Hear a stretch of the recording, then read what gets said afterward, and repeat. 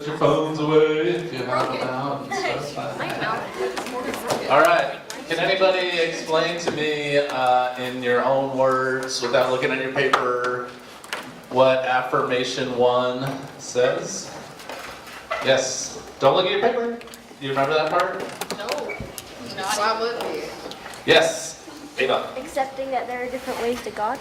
Accepting that there are other ways to God. Very good. Anybody else got a different definition? When I grew up in a church that didn't believe in that. They believed that their church was the only way. And maybe not their particular church, but definitely Christianity. And that's been the criticism of Christianity for generations, is that you guys think you're just the only way. and the Christians are like, yeah, that's right. And you know why that is? Because of one verse. One verse where Jesus says, nobody comes to the Father except through me. And everybody just uses that to say, see, you have to be a Christian. You have to go through Jesus. Well, that's not exactly what he was saying, and we don't know exactly how that works either. So, affirmation 1 is the validity of all other religions in seeking the same God. So tonight we have a awesome guest speaker coming. She's on her way. And she is from American Muslim Institute, so she's going to talk to you a little bit about Islam. So you guys, how many of you guys know anything about Islam? Yeah? 1, 2, 3, 4.5. Okay. Well, who started Islam? Yes? Muhammad. What was Muhammad's last name? Trick question. He didn't have a last name. Well, he might have. We don't know it. And how did Muhammad start Islam? Well, he was out on a mountain. It's called the Mountain of Light, and he was in like a cave on top of the mountain. And he got a visit from the angel Gabriel. Didn't he give him like 10 prophets? No, never mind. What? Never mind. Okay. And Gabriel, as it says, as the story goes, gave him the exact words of the Quran. So he passed down the words that he should write down, and then that became the Quran. And I don't know, like, if there's other interpretations of how that actually happened, or if they sat together and wrote the whole Quran in one sitting. I would be surprised if they did. But what? Took a few days. But that's how it goes. Gabriel passed on, or imparted the Quran to Muhammad. And Muhammad was a devout follower of God. Probably more devout than anybody of their time. And he's actually known for bringing Arabia, into a whole new way of life. It completely changed Arabia for the better. It brought it, more justice, more peace, because that was the message. And at that time, Arabia was just like a merchant-dominated culture, so whoever had the most money was like a bully to everybody else. So he totally changed the shape of Arabia. And you'll notice I didn't put a picture of Muhammad on the paper. Does anybody know why that is? Because there's no picture of him. Well, there's no picture of him, because there weren't cameras back then. But no, I mean, like, they don't believe in pictures of their girl. Yes, they don't believe in having an image of Muhammad because they feel like they want to worship God and not get accidentally caught into worshiping Muhammad, which is easy to do because Muhammad, his life was so inspiring to so many people. And one of the questions we're going to ask Hina tonight is how does she, how is the prophet important to her? And a lot of people don't call him Muhammad, they call him the prophet. Because it's kind of like that Yahweh thing where, if you say his name, you have to say it reverently, And then you'd probably follow it up with something like about peace, peace to his memory, that kind of thing. Yeah? Isn't that called the tetragrammaton? I don't know, Luke. Is it? Yeah, I think so. So they used a lot of calligraphy to write his name and make it look pretty instead of having paintings. So I was reading a book yesterday about Muhammad, and the guy who wrote it had a painting of Muhammad in his house, and he would often have friends over who were Muslim, and they would totally rip on him for, and they would say, "Who's that?" And he'd say, "Who do you think it is?"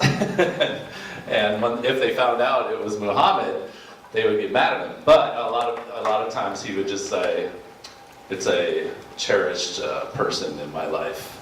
So then they wouldn't get mad at him. So do you have questions about Muhammad and the Quran and how all that came to start? Which religion of the three on the tri-faith do you think is the oldest? Luke, you're answering all the questions. Sorry. No. No, you're going up first. Isn't it Judaism? Judaism. How old is Judaism? 4,000 years. Something like that. Maybe 4,000 years old. Which religion of the tri-faith is the youngest? Kenna? I'm going to have to say no. I'm sorry. You're not supposed to say no to a student, but... Any other guesses? Islam. Islam is the religion, Muslim is the person. Okay? So yeah. So what year did Muhammad write the Quran? He looks to the paper. He never wrote it. It was around 610 AD. So write some of your thoughts about Muhammad in that box there as you've been listening to my boring speech. That's what I said, right? So Christianity started at what year?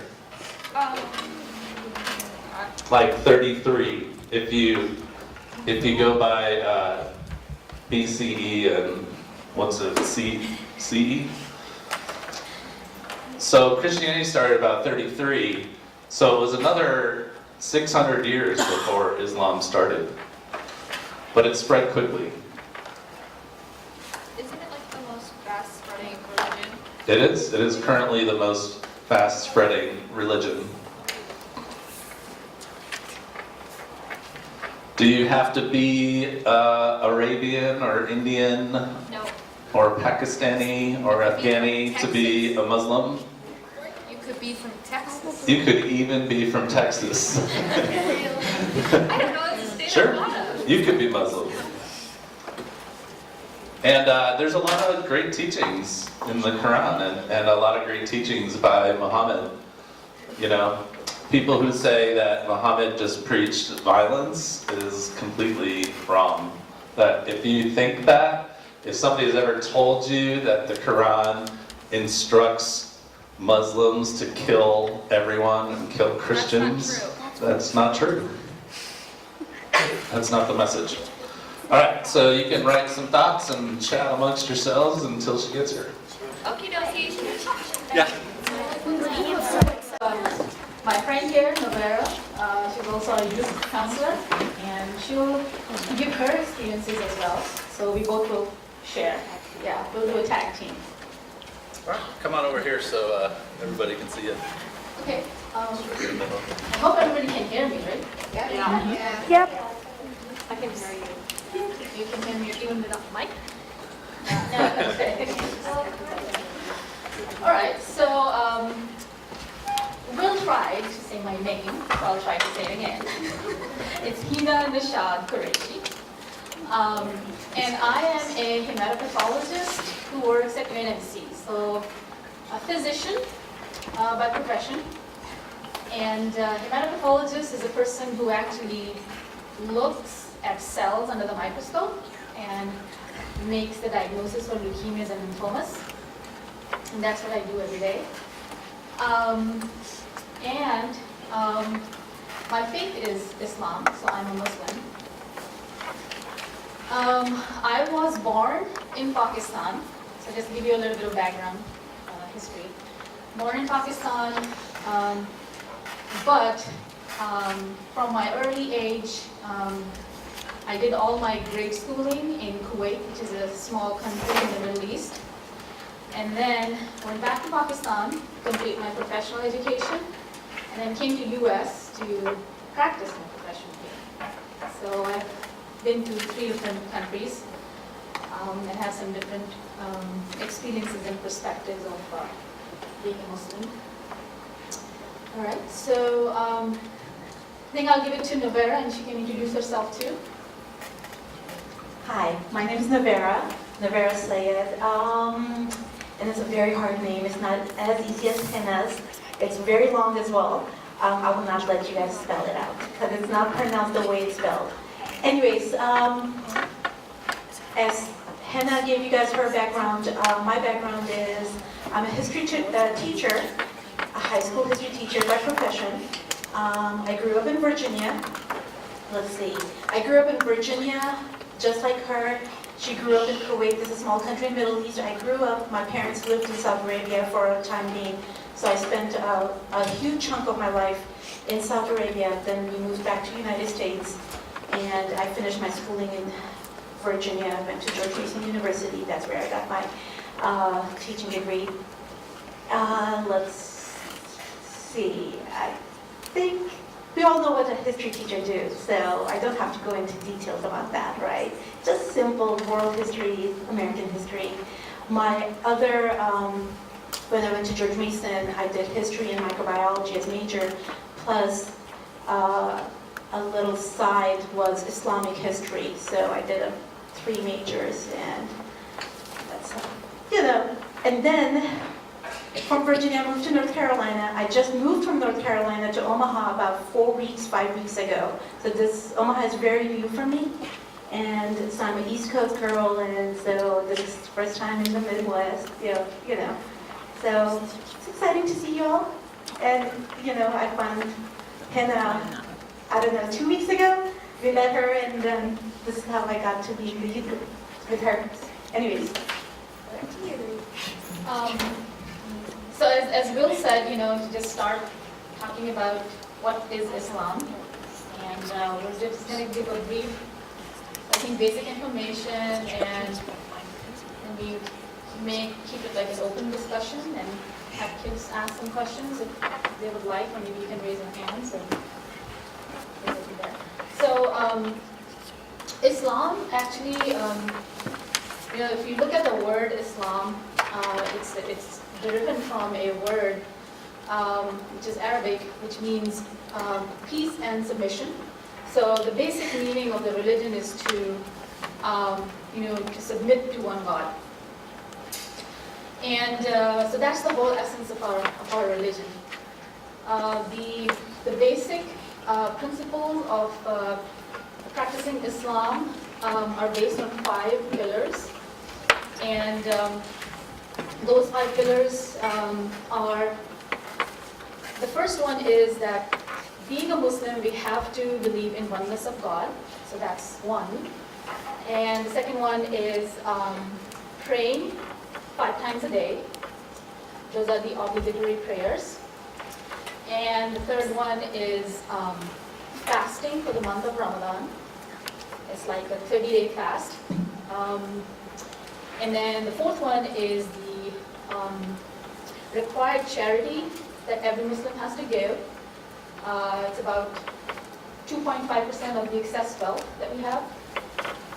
And the fifth one is the pilgrimage or Hajj, that every Muslim who has the health and the wealth to fulfill that has to go to Mecca and perform Hajj. That is only supposed to be once in a lifetime, at least. All right, so these are the basic 5 pillars of Islam. Every Muslim, follows those. And the way we practice Islam can be a little bit diverse based on the different countries and cultures and traditions. But the basic core of Islam stands on these 5 pillars, which are the foundations. And I'm going to give it to Sister Nowairah. She can maybe elaborate a little bit on the articles of faith. What's Hajj? Hajj, okay. So Hajj is actually it has several aspects. So it's a long journey. The actual ritual of Hajj actually involves people from all over the world, Muslims from all over the world, flying to Saudi Arabia in Mecca. And they stay there for several days. There's some ritualistic prayers and activities that they do. And it has a lot of spiritual meaning to it as well. Many of the rituals that actually happen in Hajj are based on Prophet Abraham's historical, experiences. Yeah. So a lot of the things that Muslims do during Hajj are actually what we follow based on Prophet Abraham. So that usually happens once a year, and we actually just had it about September, yeah. So we just had it all September. So because Muslims, we follow a lunar calendar, so our year actually is shortened like 10 or 11 days every year. So all these rituals and obligatory things, practices that we do, they are actually moving every year. So 10 days. So next year probably is going to be 1st of September. Same thing with Ramadan. Ramadan changes, 10 days, goes back 10 days every year. And every 15 years it completes the circle. So we're very happy when it's in winter because the days are short. But summers are hardest because we have to fast for the whole day from dawn till dusk, and it is a complete fast. So there is no eating or drinking, anything, until it's dark. I guess we can go into question answers because I do see hands already up. And Okay. Yeah, isn't it true that you have to wear like a specific outfit when you go to Mecca? Yeah, you want to? Yep. So I actually went for Hajj about 3 years ago, and as Hina said, it's a spiritual journey, regardless of the fact that it's a physical journey as well. I kid you not. That time, about 3 years ago, Hajj came roughly around 1st of November. So you guys can see it moves every year 11 days, right? So yes, for women, they're required to wear a garment which is not very thick, but thick enough that no light can pass through, so it doesn't show the body.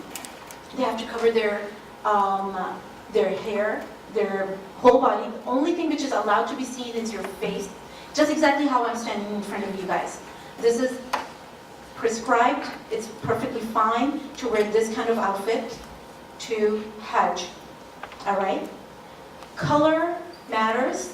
The lighter colors are better because they will keep you cooler. Because when I went, it was really hot. November was hot in the desert. Don't think November is cold. No, it's not. Some women wear black because they think that it just covers better. But there is no color restriction if that was any other thing. Men are required to wear 2 pieces of clothing. They wrap one around their lower part, abdomen, down to their, mid-calf, and another part which goes around and covers their one shoulder, the other shoulder is open.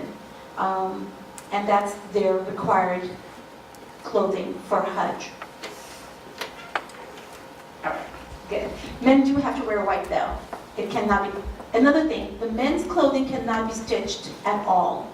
There is no, it cannot be stitched. Women can wear stitched clothing because we have to cover our body, all right? Whereas men's is not stitched. They have to tie that around in a way that it doesn't fall. Let's hope it doesn't fall. It doesn't fall because the guys practice, I guess. There was another question back there. Yeah. When you pray 5 times a day, that's usually towards Mecca, right? But that's just out of respect. It's not, is that just out of respect, or do you have to do that? Thank you. It is requirement. We have to face Mecca to pray because that's what the Prophet, peace be upon Prophet Muhammad did. And that's where technically we believe that all the prophets, Abraham we believe as a prophet, Moses, Jesus, they all prayed towards that direction. So we pray towards that direction. So it is an obligation. Yes, it's a requirement, excuse me. And one thing I want to add here is that because it's a requirement, so most of us have a compass on our phones now, so wherever we go, we look for the northeast and we just pray there. And the other requirement for prayer is that the area has to be clean.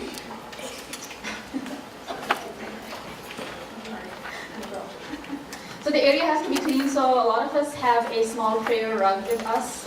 We travel and we just use that, and it faces wherever we find the northeast direction. Yes. Aren't monastery churches like face towards Mecca, like that's the direction of Yes, most of the sorry. So Muslims call their place of worship mosque in English, and in Arabic the word is called masjid, which means the place where you do sajda. What is sajda? Prostration. So the place where you do prostration. Our mosques or masajids are built in a way that it's facing towards the northeast. Yes.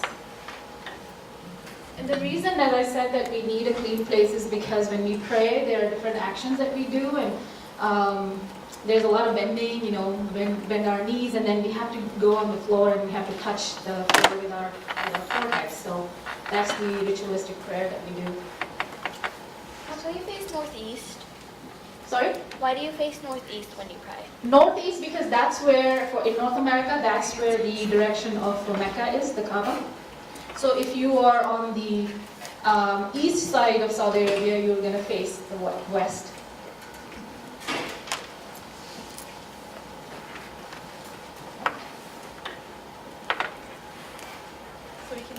Okay, so I see that there's a little pause here, so I'm going to go ahead and ask Sister Nowairah to just elaborate a little bit on the 6 articles of faith and Iman. So besides the 5 pillars of Islam, which Sister Hina mentioned, one is we have another whole set of belief which we have to believe in, which will complete our faith in Islam. All right. So there's 6 pillars of faith. Number 1 is believing in the unseen God, Allah. Muslims call God, the word for God in Arabic is Allah. All right, just like in Farsi, the Iranian people call it Khuda. The different words, there are different words. So Allah is equivalent to God in Arabic. So number 1 article of faith is that we have to believe in that there is no God but Allah. All right, there is no God but God. That's what it is, translation. Number 2, we have to believe that God sent down, these are not in any order, so I'm just going to go over. Number 1 order is that you have to believe in one God.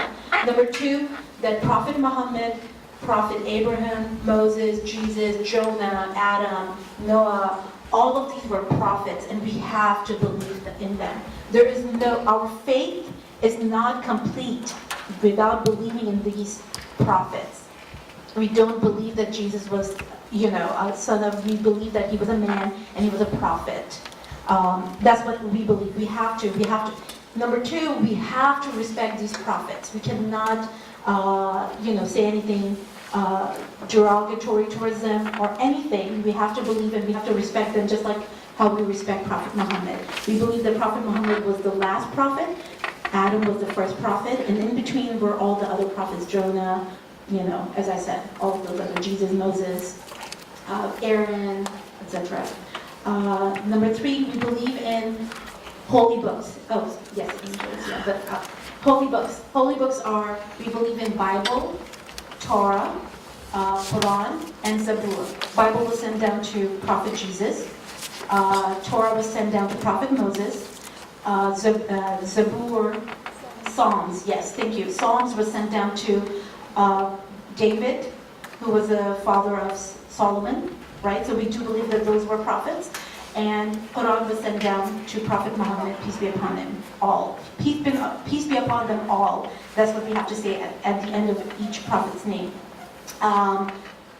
Number 4 is we believe in angels. We believe that angels are made up of light, and there are whole different beings, just like God created human beings, He created angels, and they're made up of something called light, which is not the same light as what we see here.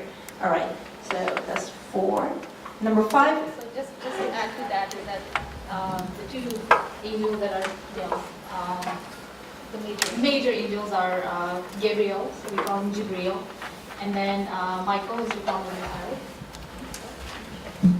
So we do believe in those same angels as well, but we just believe in that they're light and they have no will of their own. They carry out God's commands without any questions or anything. They cannot question Him. They just take down the command and they bring it down or whatever, however God has asked them to do. Number 5 is Day of Judgment. We believe that whatever good deeds, bad deeds we do, we have to answer them on the Day of Judgment. So everybody will taste death. We will all die, and then on the day of resurrection we will be resurrected, and we will have to answer for our deeds, good deeds, bad deeds, according to those good and bad deeds, depending on how our, which side of the book is heavier, we will go to heaven or hell. That's it. Number 6, the last one is called, the word we use is the belief in qadr. Loose translation is fate. The word qadr cannot be translated from Arabic into English very easily. So what we believe is that our fate has been already written down. God has written down that this person is going to be born, this person is going to die, this person is going to have these things, and those things cannot be changed.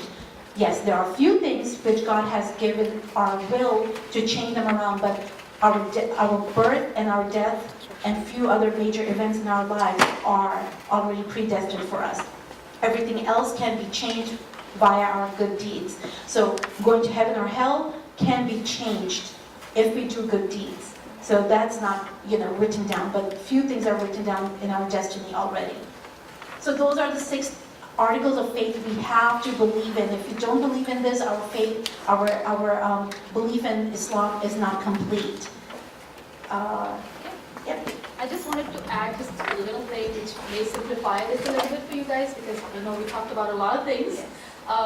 So in an essence, what I do in my daily life is all because I have this sense that whatever I do has a consequence in the end. Either I'm going to get a consequence in this life or in afterlife. So that makes me responsible for all my actions. I'm personally responsible for all my actions. Think of it like just when you study in your class, and if there's going to be a test at the end of the course, you're going to pay attention, right? You're going to try to work hard and pass that test. So that's kind of the basic concept of our religion, is that we try to do well in our everyday life, from the moment we wake up until we go to bed, and try to make our life towards being good. Alright, any questions? Are you good on time? Yeah. Yes. Why did you choose Why did you choose to be Muslim? Okay. I can give you an answer for that, and then I'll ask Nowairah. So, there are different kinds of Muslims in this world. Muslims are very, very diverse. My personal reason for being Muslim was in 2 phases. I'll describe it in 2 phases. The first phase is when I was born in a Muslim family. Okay? And this may be a thing that's true for other faiths as well. So because you're born in that family, so you're Muslim. So when you're little, you're a child, you know a little bit about rituals, but you really don't get the spirituality of the religion unless you are a little bit older. I would say maybe 8 or 9 years of age, maybe a little bit like you guys, a little older. So that's the second phase, and a lot of times for our Muslim kids, there is a time period in which we realize and we start having these questions in our head, and this is true for everyone. and why are we here, and what is our purpose? Why is this thing happening, in this world? Why am I, in this part of the world, and things like that. So when you ask these questions, and that's the time when, personally I started digging into, why am I Muslim? What does Islam mean to me? So that was my second phase, and at that time, I think that's the most important time in a Muslim's life, is to rediscover your religion. And I rediscovered it at an age which was early teens or late teen for me. And I'm still, learning a lot and moving along. So the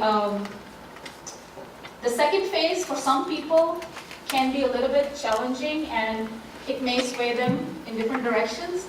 But for some people, it strengthens the faith. And I feel that there are a lot of things that happened around me or in my life personally that made me make my faith even stronger. So that was my choice. So it became my choice when I became older. Anything to add? It's a perfect answer. I mean, I would say the same thing. I was as great as you. I was 12, 13 when I rediscovered it, but that's it, And as Hina said, we're still discovering, we're still learning. Not everybody, we don't come from our mother's womb learning everything. There are some rituals of our faith which we follow because our parents did it blindly sometimes if we want to. But when we grew up, as she said, when I was 12 or 13, I tried to figure out, why do I have to wear this, And that's when I started studying upon Islam. Why do I have to do this? Why do I have to, not because my mom or my dad or the imam who is the religious leader is telling me. But again, some people find it early, some people find it late. It just, I'm still discovering, so maybe a couple more years you guys can ask this question again, right? Hope that answers. Any questions?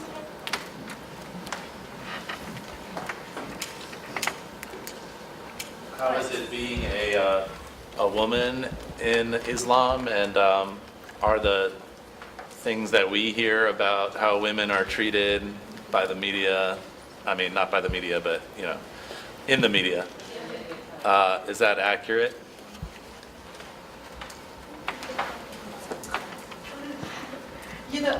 I love this question. When people ask me this question, I love it. But at the same time, I don't really like it. I don't want to say I hate it or I dread it. There are two reasons. The first reason is that you can see Sister Hina and you can see me, right? We're Muslims and we're standing in front of you. We're not oppressed. We're, being a Muslim woman is empowering. I'm not even gonna, probably I'll just go on tangents right now. Probably you guys get lost a little. But, there are no restrictions. We're standing in front of you guys. She's a physician, right? I'm a history teacher, which is a very good job. Woohoo! And I know people love me, but my students love me, hopefully. But whatever you guys hear about in the media are very isolated incidents. Now, one thing I would like to, when people ask me, the reason I dread this question is that I've lived in Saudi Arabia, yes.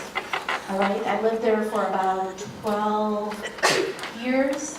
I was a baby till I was 12-ish.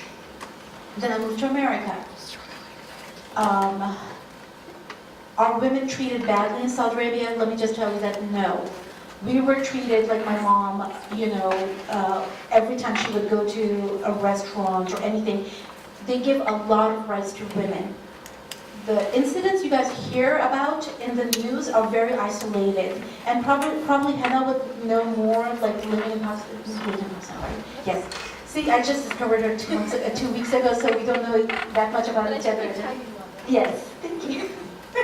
So, women in Saudi Arabia, yes, they cannot drive. When I lived there in the mid-1990s, they couldn't drive, but there were a lot of other things women had rights of, right? We were, every time we went out on the street, if somebody's coming, let me tell you this. When I went back for my Hajj, I was standing in the line, and there were men in front of me. There were 10, 12 men, and there were a bunch of men behind me. And I was exchanging money, I was exchanging my currency from American dollar to Saudi Arabian rial to buy some stuff. And so the guy saw me standing in the sea of men, and he stopped everything, and he goes like, how dare you stand over here? You have to be in the front. And then he scolded all the men that how dare you let this sister of ours stand and wait, you guys should give her respect. And they brought me to the front of the line. Guess what? I was the last one to get the money because they closed it right after. They were like, she's the last one to get any exchange. They were like, and they can't even say anything. So they do respect women, yes. Incidents we hear on the television are very isolated, and yes, sometimes they do treat people badly. I've lived only in Saudi Arabia. I lived in Pakistan for a very short time period when, I just had to live there for 9 months. So I cannot base my interaction of women's, treatment over there. But in Saudi Arabia, we were not treated badly. As far as I remember, I was up until 12 years old. Yes, we were required to wear black garment on top of whatever I'm wearing right now. Yes, we were not, my mom was not allowed to drive. But everything else we did, everything was fine. Everything was normal, but I will have Hina. A few things. So, as she said, her experience about Saudi Arabia, yes, women, are not allowed to drive. Now it's changing a little bit. But as a Muslim in Pakistan, which is, again, a Muslim country, there's no restriction for women to drive. Women can vote. Women can actually participate in politics as well. We had a woman prime minister several years ago in Pakistan. So, a lot of times I think these things do originate from culture, and it's been, I think, why did I use that word? But what you see in the media may not be true. Like, I have a friend, a very good friend, who moved to Saudi Arabia several years ago. She's been to US also in Pakistan. And I asked her, you can't really drive there. How do you like it? She said, I love it. I don't have to drive. I just don't have that headache of driving. If I have to go somewhere, I just call the driver and he takes me. So they will show service. And, these are some of the perks that the women get there too. But I also want to emphasize that, the true teachings of Islam actually regard women very highly. When Islam came in Arabia during Prophet Muhammad's time, at that time the practice for the non-believers was they were actually burying the infant girls as soon as they were born, because they thought that they would not pass on their lineage. So that was, female infanticide was very common at that time. So when Islam came, first thing it did was it stopped that, because that was something that was not acceptable. And there is a whole chapter about women in the Quran. It talks about the rights of women. How it is practiced is very different in culture and traditions, I have to tell you, because there are 1.4 billion Muslims in the world, and there will be some diversity. But if you look at the core of our religion, it regards women very highly. So there's no soccer moms in Pakistan? Oh, there are. Well, I can't say anything because I've never lived. But just to give you guys an example, Prophet Muhammad married his first wife, who was a couple of years older than him, and she was a business owner. And after Islam came, because they were married for a couple of years, and Islam, that's when Gabriel came down and gave the message of God to Muhammad, peace be upon him. And Khadija, who was his wife, she kept her own money. She, in fact, helped him, financed him, during his endeavor of spreading Islam. Until she passed away. And she was a very wealthy woman. She kept her name, she kept her business, she kept her bank account, whatever bank accounts they had back in the days, in the desert. But women are empowered in Islam. It's just how, as Hina said, cultural practices, change everything. Are we good on time? Yes, one thing I want to add is that, along the same note, women have a choice to work or not to work, okay? So they can be stay-at-home moms, Muslim women, or if they want, they can work. But the good thing about working Muslim women is that we're not obligated to financially contribute to the family, and that's upon the man of the house. So if we contribute, that's considered a gift. or a charity. So that's upon me. So if you love your family, we actually give them money. So you can keep it if you want. Exactly. Also, another thing is that when we get married, our husbands are required to make sure that we have maids and everything. We're not required to cook or clean or anything, technically. It's just out of the goodness of our heart. And that work is called charity. So if I cook and clean for my husband and do things for my husband, it's considered charity towards him. So I'm getting good deeds. Hopefully I'll go to heaven. You had a question back It there. was the same. It was the same. Okay. What's it like to be a Muslim in America? And then we can add that question. Do you have a question? Does your community accept gay people?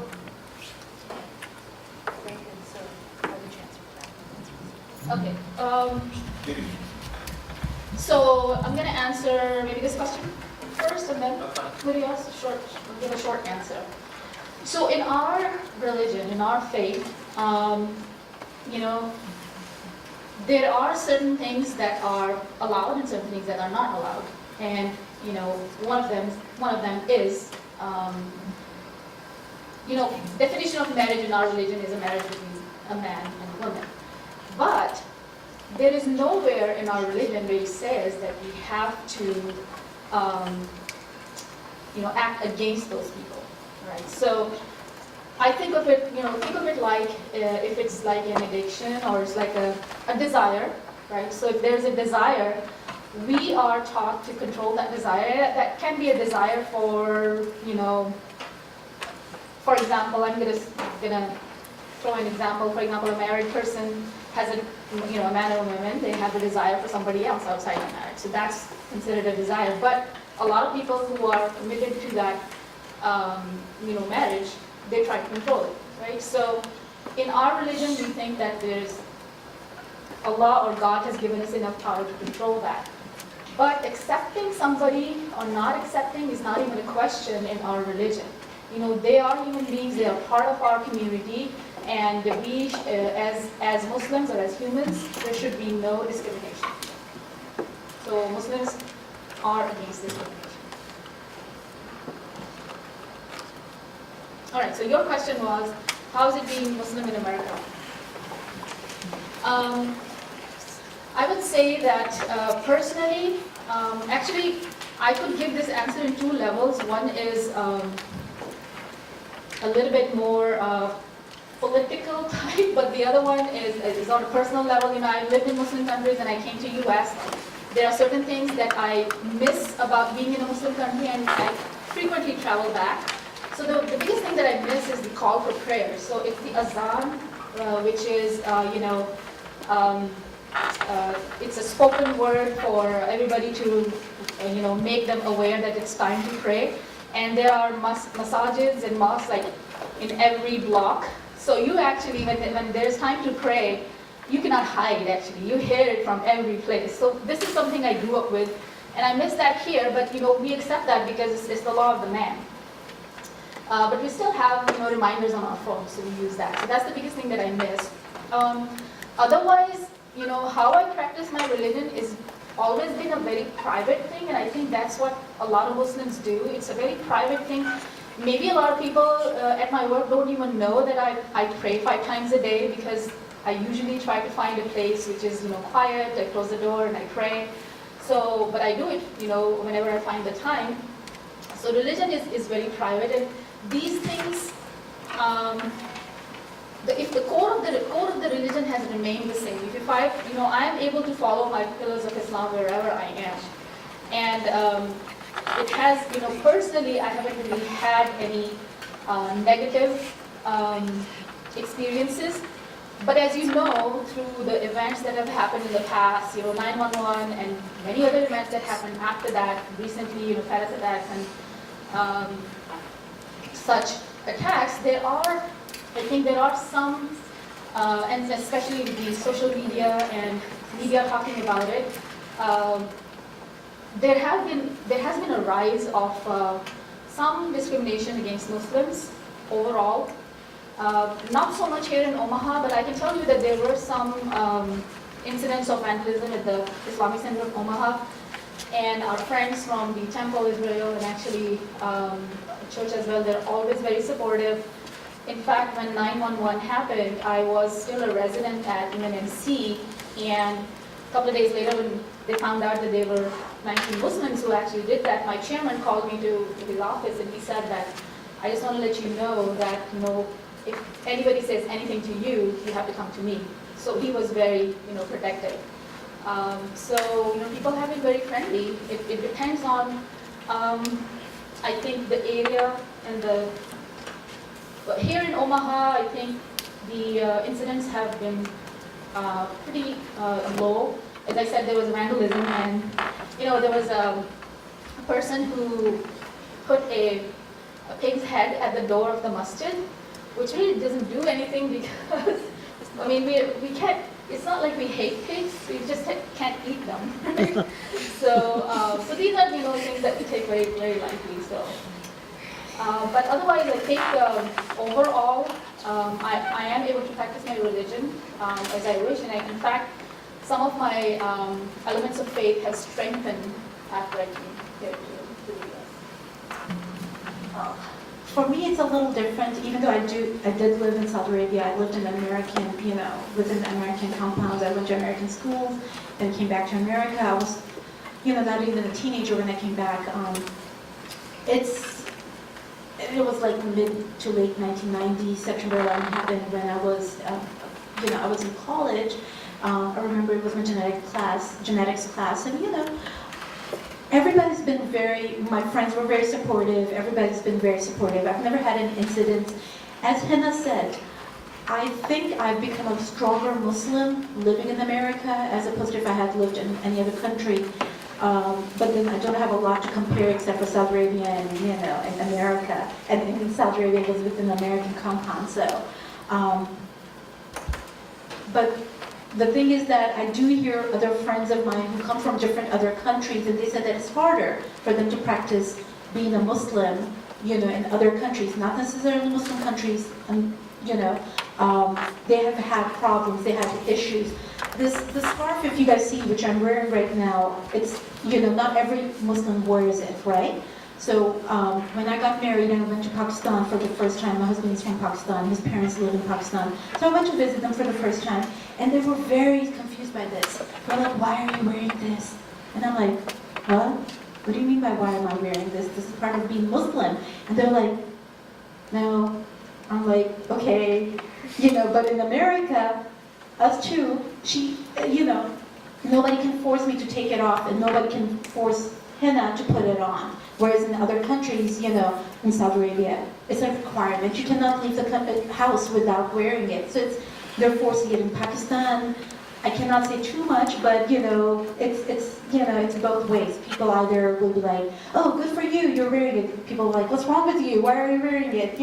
So it's both ways. So in America, at least, as Hina said, my faith has strengthened a lot more, and I'm able to practice my religion freely, and I'm able to answer people, why do I wear what I wear,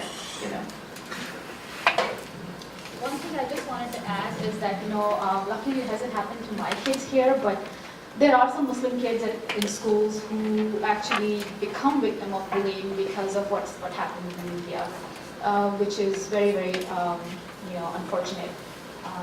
So a lot of times what you hear in the media does trickle down and transfer, and especially what's happening in the political scene. Somebody have a question over there?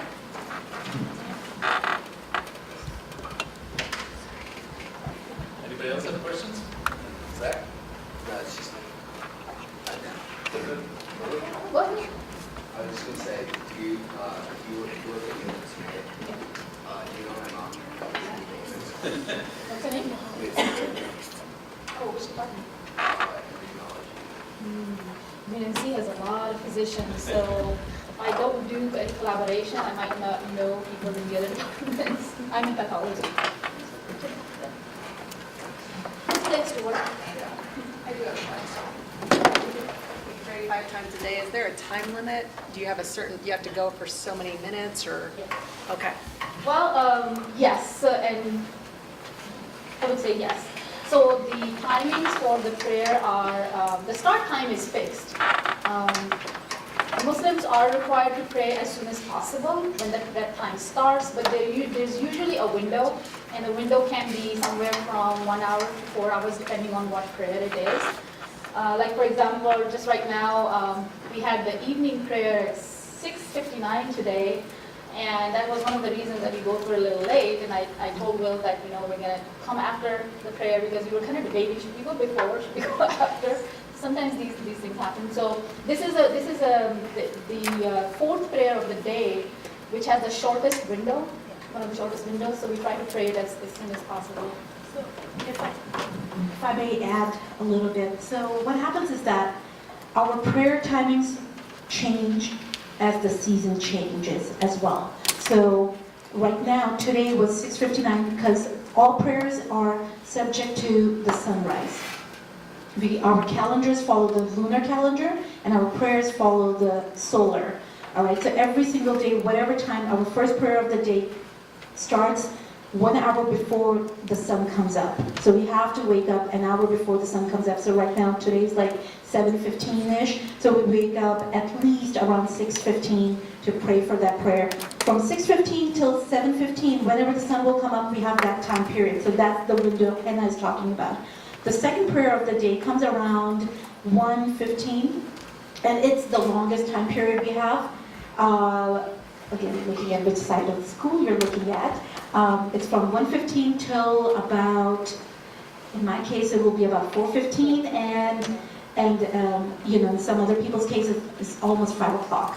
And then the third prayer is from 5:15 till 6:59. Then 6:59, which was right now, is roughly about 8:10. 8:10. This one is the most. This one and the first prayer are the hardest one because this one has to be done within a certain time period where we can see the sun, see the light on the sky. And then the last prayer is from 8 o'clock, 8:10 p.m. till whenever 6:15. God has given us that much. But these timings will change. If you guys look at the sunset and sunrise schedule, we will be changing every single day. So today was 6:59, tomorrow will be 6:58 or 6:57, whenever. So we adjust ourselves according to the schedule. That's how Ramadan actually moves also. Yes. So from first to fourth prayer. So during the winter time, it's going to be the shortest because the days are short. And during summertime, it's going to be longest. So we actually had like 16, 17-hour fast this summer. In North Carolina, it was in fact almost 18 hours. We did almost 18 hours. There was a second part of your question I wanted to answer was how long the prayers are. So there are different lengths to every prayer because in every prayer there are some obligatory actions, and then there are some additional actions that if somebody who wants to build spirituality, they might do. But there are two obligatory actions in the morning prayer, and the longest one is the night prayer. So you can take somewhere from maybe 5 minutes to maybe 20 minutes to do that prayer. The morning prayer usually 2 minutes or 5 minutes, depending on. So it all depends on spirituality. So if you really just doing it for action, which is not recommended, then you can be done in 2 minutes. But there are certain things that we say during the prayer, and we're supposed to understand what we're saying during the prayer, and every action has a meaning. So there are certain prayers that you pray at each time of day. So there's like one certain prayer that you pray in the morning that's already predetermined, right? Yes, so actually all of them are predetermined, so the timings. There is actually a calendar that we download like every month, and it changes every day because how the days become shorter and longer depending on the season. So like 2 days ago, the fourth prayer was at 7:01, but today it's like at 6:59. So tomorrow it's probably going to be a little bit earlier. It's going to go earlier. Thank you so much.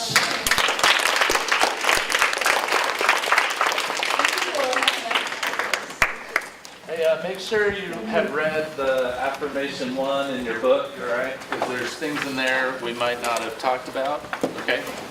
Is this the last week we're on affirmation? Yes, next week will be on affirmation 2. I mean,